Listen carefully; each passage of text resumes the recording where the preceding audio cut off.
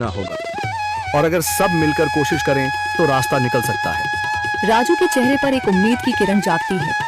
हाँ बाबा जी, अगर सब मिलकर काम करें तो हम पानी ढूंढ सकते हैं।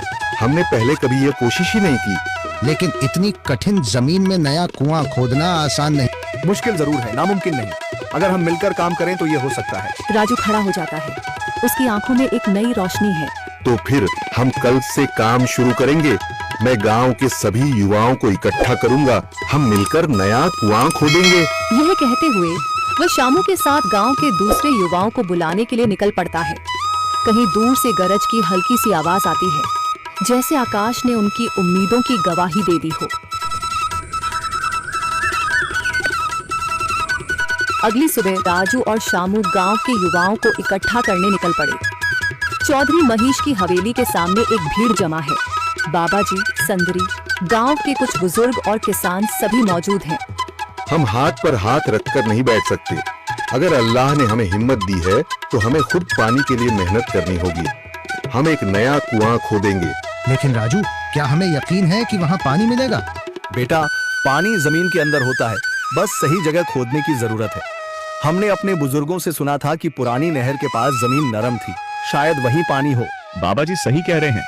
अगर तुम सब यह काम करने के लिए तैयार हो तो मैं अपने कुछ मजदूर भेज सकता हूँ। धन्यवाद चौधरी जी, लेकिन हम सब खुद भी मेहनत करेंगे।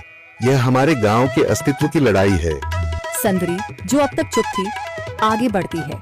हम औरतें भी पीछे नहीं रहेंगी। हम पानी लाने की व्यवस्था करेंगी, खाना बनाएंगी, ताकि तुम सब आराम से काम कर सको। यही हिम्मत चाहिए थी संदर। पूरा गांव एक नई उम्मीद के साथ कुआं खोदने की तैयारी में जुट जाता है। दूसरी ओर कुआं खोदने का काम शुरू हो चुका है। राजू, शामू और दूसरे युवा बेलचे चलाने लगते हैं। मिट्टी बाहर निकाली जाने लगती है।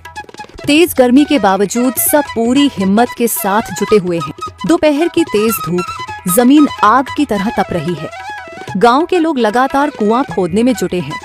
हाथ छिलने लगे हैं, माथे से पसीना बह रहा है, मगर किसी ने हार नहीं मानी। महिलाएं पानी और सत्तू लेकर आती हैं ताकि पुरुषों को कुछ राहत मिले। हमें और गहराई तक जाना होगा। अब तक सिर्फ सूखी मिट्टी और पत्थर ही निकल रहे हैं। राजू, यह बहुत कठिन काम है। अगर हमें पानी न मिला। अल्लाह मेहनत करने वालों को कभी निराश नहीं करता बेटा। तुम सब अपनी कोशिश जारी रखो, पानी जरूर निकलेगा। हिम्मत मत हारो। अगर अब रुक गए तो फिर कभी पानी नहीं मिलेगा।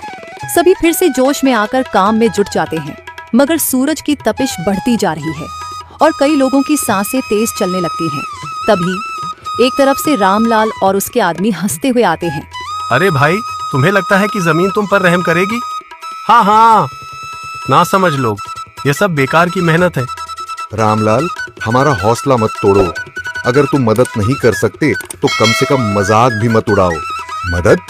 हाँ, मैं अपने कुएं का पानी बेच सकता हूँ, मगर मुफ्त में नहीं दूंगा। राजू सब अनसुना कर फिर काम में लग जाता है। शाम होने लगती है, लेकिन अभी तक पानी का नामो निशान नहीं। कुछ लोग मायूस होकर पीछे हटने लगते हैं। राजू, शायद रामलाल सही कह रहा है, यह सब बेकार है। नहीं शामू, हमें हार नहीं माननी। अगर आज हार गए तो फिर कभी हिम्मत नहीं कर पाएंगे। तभी अचानक फावड़ा किसी कठोर चीज से टकराता है। एक अजीब सी आवाज आती है। राजू चौंक कर देखता है और जल्दी जल्दी मिट्टी हटाने लगता है। अचानक एक ठंडी लहर महसूस होती है। सभी लोग दौड़ कर आते हैं।